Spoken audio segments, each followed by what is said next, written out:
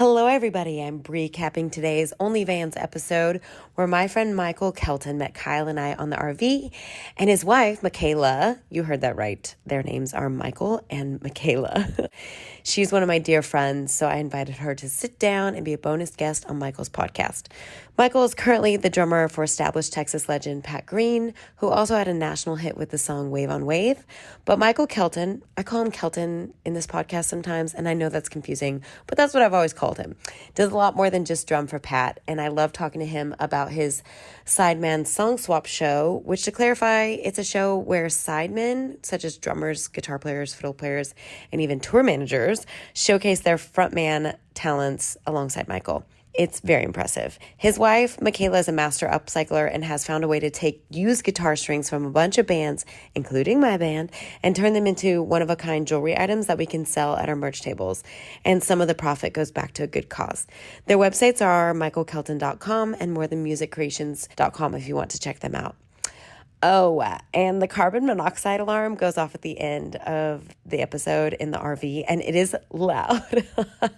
Super sorry about that. My deepest apologies, but I'm warning you now in case you're driving. It's also, kind of funny. Enjoy. Did you know back in 1845 that Steamboat was actually Texas? And every year for 22 consecutive years, they have sold out Steamboat Music Fest. It's going to sell out again. This is Bree Bagwell inviting you to the coolest music fest in Steamboat, Colorado. It happens every January. You've seen it. Have you not been? What are you waiting for? It is the original Texas Music Festival with over 50 bands in the Texas and Red Dirt music scene. You never know. Kevin Fowler might be just eating lunch next to you one day. With the Steamboat Music Fest package, you get 6 days of mountainside lodging, 4 days of lift passes, 1 night lift pass. Don't miss out. You're going to have so much FOMO if you're watching on social media. So just go to themusicfest.com, sign up for that email newsletter. You can get on the wait list. You never know. Steamboat Music Fest, down home, up high. Come get real with us. Steamboat Music Fest. Hey everyone, this is Bree Bagwell and Whiskey here with the OnlyVans podcast, and I'm here to tell you about my friend Stacy Thomas with Lakeside Tax. Stacy does taxes, and not just Texas taxes, and not the simple stuff. Stacy is an EA, which means she is an enrolled agent of the IRS, which sounds fancy because it is fancy. Wherever you live, Stacy and her team of people can help you, and they specialize in small business needs for like little entrepreneur, self-employed people like me. She is also a certified QuickBooks Pro Advisor, and she has 2 more certified QuickBooks Pro Advisors on her team. So did you get a love letter from the IRS? By love letter, I mean like an uh-oh letter. If you did, don't worry. Stacy handles tax resolution cases, and her team also handles bookkeeping and payroll. So wherever you live, call Stacy Thomas at Lakeside Tax today. Her phone number is 903-447-2710. Also go to lakesidetax.com. Whiskey really wants you to call Lakeside Tax and tell her we sent you. If musicians got the pay of a AAA sports team or whatever, or like what if you were just even like an NFL player that doesn't get to play? You're still making $1 million. Like, that would really help us all out with the people that have babies. You could have 2 tour buses. The babies could all have their own tour bus. But it's just like such a sacrifice to go make art. Totally. And I remember back when I played with Zane, this was before we had a kid, he put out that song While I Was Away. Oh, and no. That's kind of a tearjerker just for, even if you're not a parent, but, I been playing with Pat so long, and he ended up putting that song out, and so I still hear it all the time, and it's just got extra. If you have not heard now. While I Was Away, Zane Williams wrote that song, Pat Green put it out. It is one of the most well-written songs. Get ready to cry. I know. Hey everybody, this is Bree Bagwell, and this is my podcast, OnlyVans, where I talk to my friends in my van.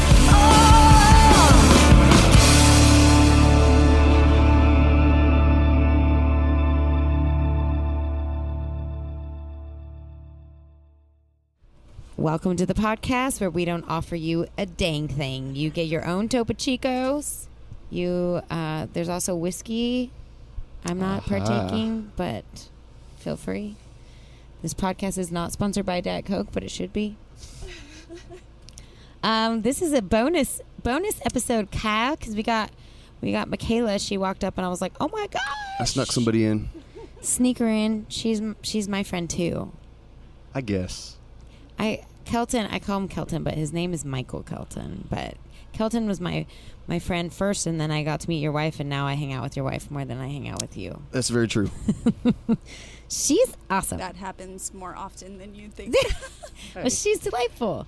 No, I just mean that you've introduced me to a lot of wonderful people in the music industry and elsewhere, and they usually... That way sounds way better. Yeah. That's so nice. Well, you're also on the road all the time. They adopt me. Yes, as we do. We are on the road all the time. You play now with Mr. Pat Green. It's been fun to watch your career go like this. You know, somebody asked me the other day how long it's been, and it hurt to do the math, and it's been 7 years. With Pat? Yeah.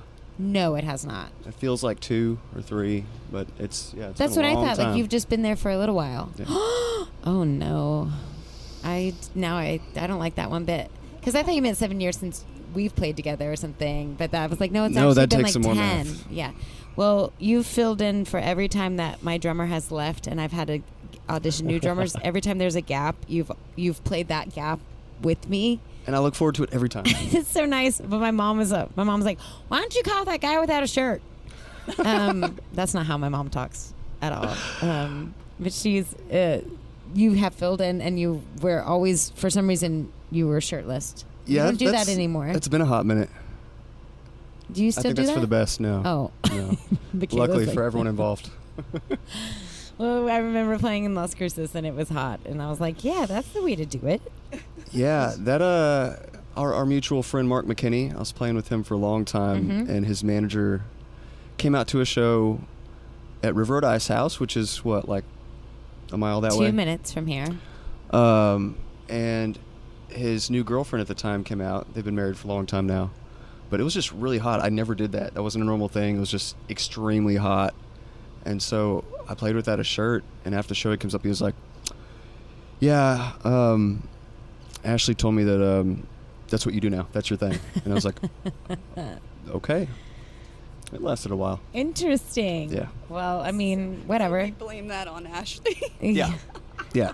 I mean, it is Sorry. very cool, but you're a really great drummer, like one of the best drummers that there is. And I hadn't had that many fill-in players ever, and then when you filled in, you kind of ruined it for me for anybody else that came after you. I was like, oh, this fill-in player, he was great, and then it's not always like that. Well, that's a huge compliment. And I really want to get into your songwriting, because I remember the first time I even found out that you like played guitar and wrote songs. I was like, what? It's very rare for a drummer to be so great at songwriting Oh, well, thank you. and singing. I feel like songwriting I've been doing forever, but only really seriously for the last, 5 years, something like that. But it's just become one of my kind of favorite things. I love like this listening room, theater kind of situation. Me too. And I don't know, I think I tried to do my own thing, like start a band years and years ago, realized very quickly that was not for me for a number of reasons we don't It have to get sucks. into. Don't do it. Wouldn't recommend. So I don't necessarily have any intention of like throwing a band together and hit the road that way, and it's also hard as a side band to try and pull that off. But I love doing it whenever I can. Yeah, I mean, that's Paul Eason, my boyfriend. We're doing this new thing where we got a bunch of new listeners, and I'll just say Paul, and like everyone's like, who's that? But he had his own band for a long time, and he really loves playing for another band too. And that is so fascinating to me, because I don't think I could do that. Even though what I do pretty much kills me every day, and I had a panic attack this morning. I really I wish that I was talented enough to play for another band, just to feel what that would feel like, to show up, do a great job, and then get paid and leave. I bet that's really fun sometimes. It is. They're two very different things, and I love them both for very different reasons. Yeah. So how did you decide? Well, Michael Kelton does this thing called the Sideman Song Swap, and it's really cool, where he brings in people from other bands. I should let you describe it. Look at me trying to describe your thing. I've seen it a couple times, and apparently now I'm an expert. But So, yeah, I feel like I've gotten pretty good at the script with the radio and introducing it each time. But pretty much for the last 18 or 19 years, I've been doing the sideman thing, playing drums for a long, long list of people, including Bree. yeah. And along the way, I just met a bunch of great songwriters that also do the sideman thing. And so it's kind of a chance for us to get out and share our original music as well as all the stories that we've been accumulating from the road. Right. And so we do that in listening rooms, kind of all across the state. I kind of stepped back from it a little bit this summer, hoping to get back into it early next year. Just kind of need to take some time to step back and kind of recalculate. It's a lot because you got to get the guests and you have to find the venues and you have to find the sponsors and you have to advertise the shows. I mean, that's a whole other job for sure. Oh yeah, that's the closest I get to being the front man. Yeah. Trying to coordinate all that, which I feel is nowhere close. What you guys do is so much. I think people don't realize. Well, thank you. I needed that validation today. It is so much. You guys have no idea. Even when you have a team, it's very hard because they think there's just one person. Like, it's just me. So I have all these people who can do a bunch of things, but I'm the only person who can do the things that they need me to do. And then be able to trust all them to do things the way you hope they will be done. Yeah, I wish I cared less. Like, there's some people who care a lot less than me. I'm like, oh no, you put the apostrophe in the wrong place in y'all. And like, you're going to get an email about it. And they're like, how did you even see this? I feel like I'm getting pretty good at caring less lately, for better or for worse. Good. I feel like so long you focus on perfection and it's got to be this, and this. And I don't know. I feel like the older I get, it's like, yeah, that's good. I like it. Go. Right. Or if I see a video where I have one bad note, I won't post it. And that's really bad because there's probably not going to be a video ever where I don't hit one wrong note. Like, it needs to just go up there. Right? It's been a long road of getting to that place, but I think I'm finally like... Well, I've never heard you hit a bad note. I think you're a great singer. Well, that's very sweet. And a great storyteller. And I loved the Redbird. I went there twice to see your show. And you had some amazing guests. Yeah, one of them was this guy, Paul, we were talking about earlier. I know you've met him once or twice. You had Rachel Loy. Yeah, I had Rachel Loy. I've had a lot of great guests. Has it been 2 years at Redbird? Year and a half? Yeah. Something like that. I have to rely on her to keep October 9th facts and dates straight. 2 years ago was your release. She knows dates. Uh, I don't know dates. It popped up on Facebook. Like 2 days ago, yeah. Amazing. That's so fun. Yeah, I can't remember anything anymore. I feel like, you know what's weird is I'll remember people from 10 years ago, but I won't remember people from a month ago. It's like I ran out of brain space maybe in 2017, and anything I think that's after all of that. us. Do you feel that way? Do you feel crazy Absolutely. sometimes? Like, I feel like I'm like losing my mind all the time. Another thing that I feel like you have to do all the time is you meet all these people and have to remember their names. And I've never been good with names, and it's like the worst feeling in the world because you're like, it's not on purpose. I think the worst thing that you can do to a person at the merch table is say, or to an artist is say, what's my name?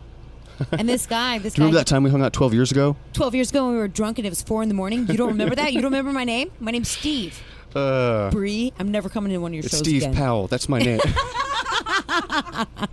Aw, hi, Steve Powell. I wonder if he listens to this podcast. Don't tell him we said this and see if he listens to it. Oh. That's so fun. Oh, my gosh. We did meet through our friend Mark McKinney, but now we live in the same town, and now I go to yoga with your wife, and we should probably talk about it because I don't want to forget.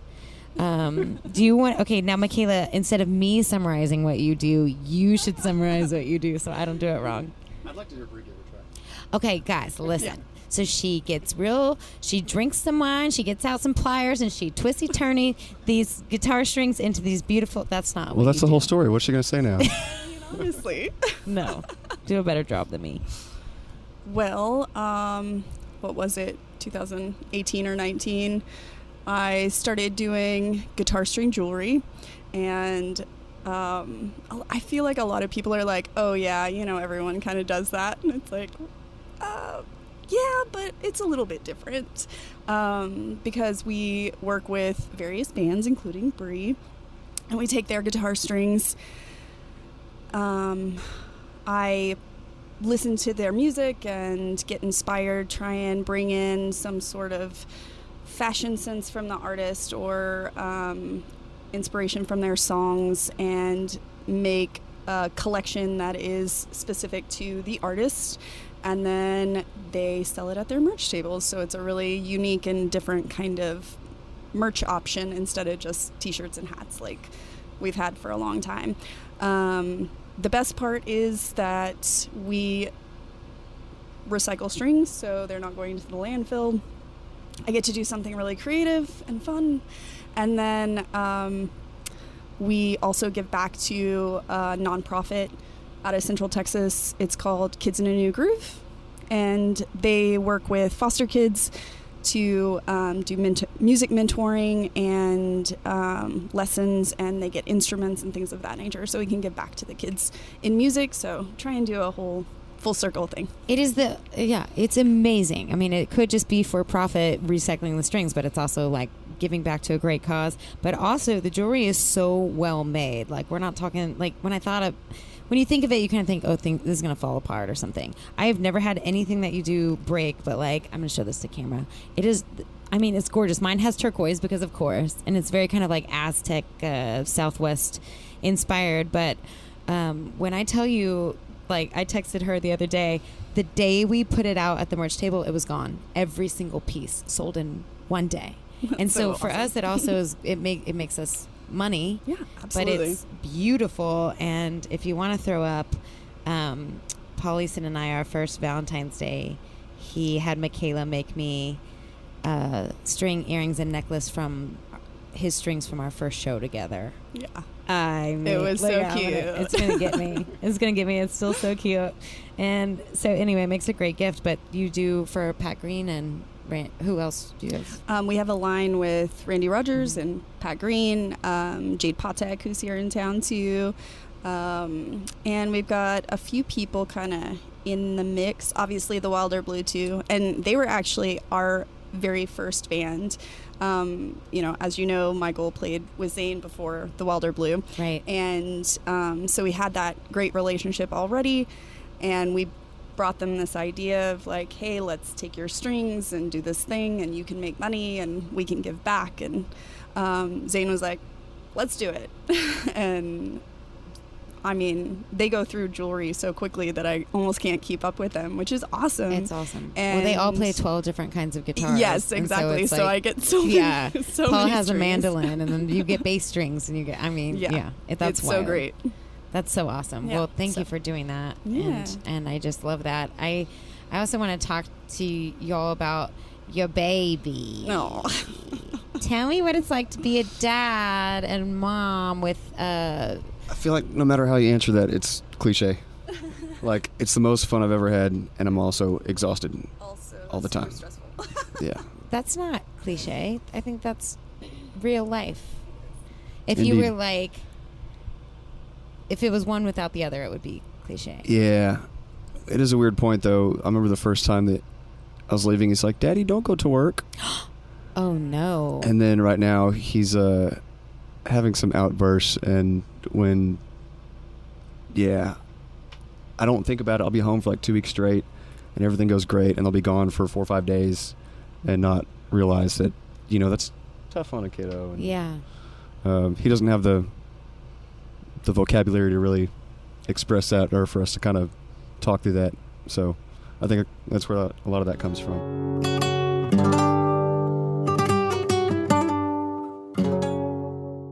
Hey, this is Bree Bagwell, and if you want to listen to this podcast early and ad-free, subscribe to my Patreon at www.patreon.com/Bree Bagwell. Hi there, my name's Jarrett Reddick. You may know me as Bree Bagwell's very best friend. But I'm also the singer for the band Bowling for Soup. I release country music under my name, Jarrett Ray Reddick. I'm the guy that sings the Phineas and Ferb theme song. Oh, and I do a podcast called Rockstar Dad Show. Each week, myself and the drummer for Bowling for Soup, Gary, talk about being dads. We talk to other dads. Sometimes they're rock stars, comedians, actors, neighbors. One time, we even had a mom on the show. If you like to laugh, if you're a dad, if you've ever had a dad or ever wanted a dad, this is the show for you. Rockstar Dad Show, wherever you listen to podcasts.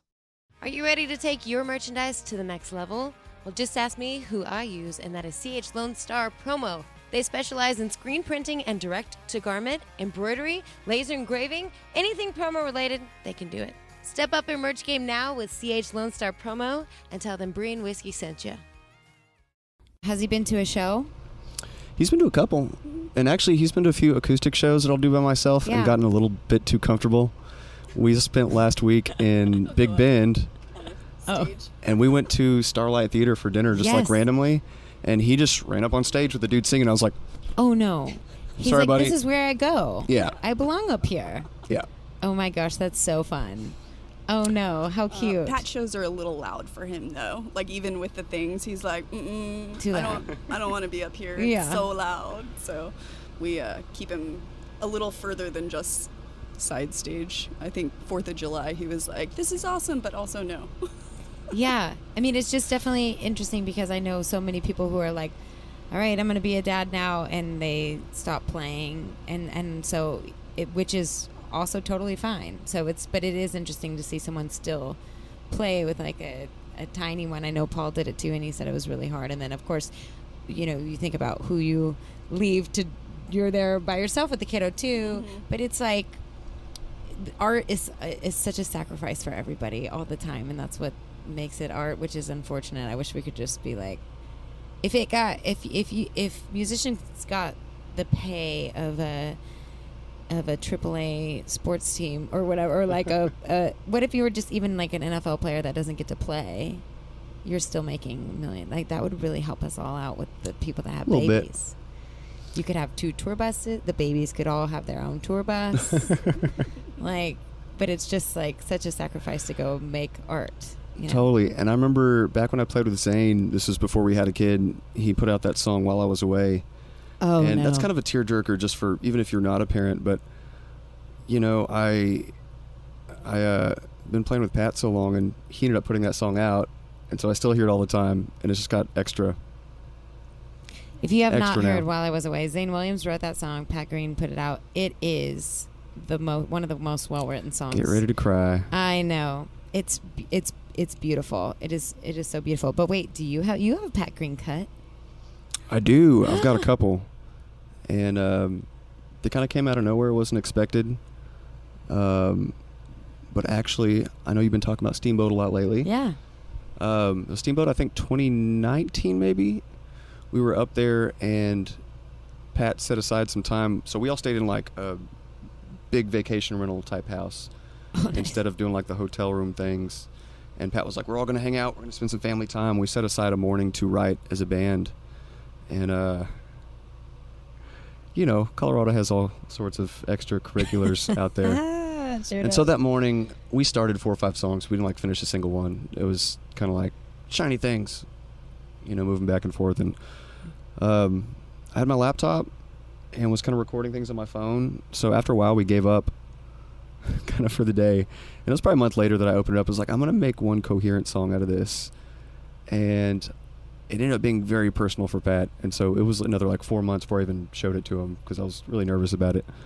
But when I played it for him, he loved it and said, that's going on the next record. I haven't even picked the songs yet, but that's going to be on there. It was a combination of all the What? I've never heard this story. So we all sat down together, and like I said, we started a bunch of songs. There's a bunch of lines, and then we'd move on to a next idea. And when I went home, I kind of just took bits and pieces and cobbled it together into the song that it became. Yeah. So I like to claim that I did all the heavy lifting, but it was definitely a group effort. That's beautiful. What a fun story. Yeah. Awesome. That's really fun. So that's one of them. All the stuff that came after that was pretty interesting because, like I said, I'd never had a cut before.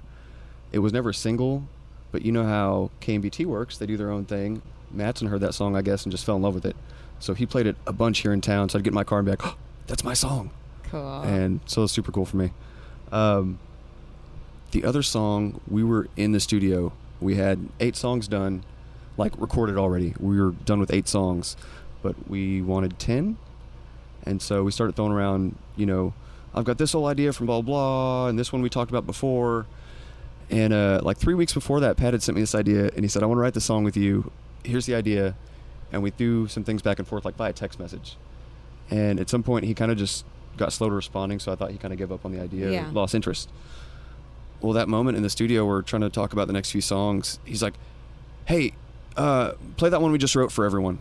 And I was like, the verse and chorus we halfway got through? Yeah. He's like, yeah.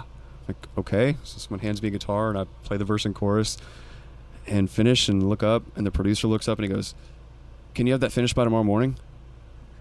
And I was like, I will try. And so I stayed up that night and finished it. It's a song called Echo. And it was a long, interesting process. That's so much fun. I love Pat. he's always been so kind to me throughout my whole career. But my favorite Pat story was we were in Cozumel, and that was when oh no, I forgot his name. The Monitor man, he owned the bar. Oh, Pinky. Yes, I was gonna say like Wooly, or like I knew it was something like cute.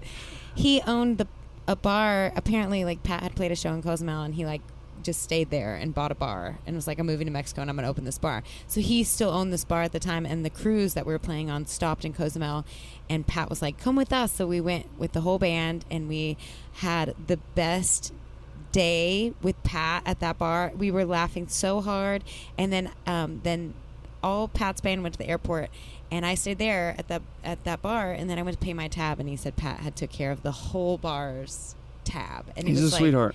Pat freaking Green just bought the whole bar. Can you imagine? I mean, for me, like, I know Pat and I've been friends with him for a while, so that was cool, but I can't imagine being like a fan and just being there and just like Pat Green just like picked up the tab. Do you have a favorite Pat story? I can't put you on the spot like that. I should have texted you. And there's so many. Every person you ever talk to, like, oh, you work for Pat? I've got a Pat story. Like everyone you meet, like I just did just now. I'm sure you do. Well, some of them are a little bit, Oh yeah. people have more, I'll call them fun. No, Yeah. not as fun, but you know what I mean. I know what you mean. Man, I'll just, random example. Actually, here's a great story. He's such a sweetheart, and everyone knows his reputation. And when he battles his demons, he usually does it in front of a couple thousand people, so it makes its way around. But he's such a sweetheart. He does things that he has no, he just does out of kindness. And one of those for most recently was back in March, I think. Pat had given a boutique guitar builder lots of money to build him like a really special, unique acoustic guitar. Cool. And it took years for it to be made. And so when it finally showed up, the first show, I remember walking up, we're about to go on, and I look up at the guitar stand, and the one that's missing is a vintage burst Hummingbird. And he'd only had that guitar about a year. And the day it showed up, I remember being like, that's like my perfect dream guitar. Like, he normally plays J200s back in the day, but that one showed up, and I was like, I love that guitar.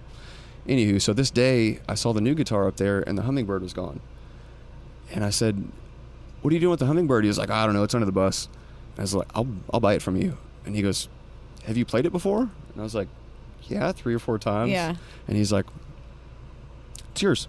No, and he did not. Gave me a Gibson Hummingbird.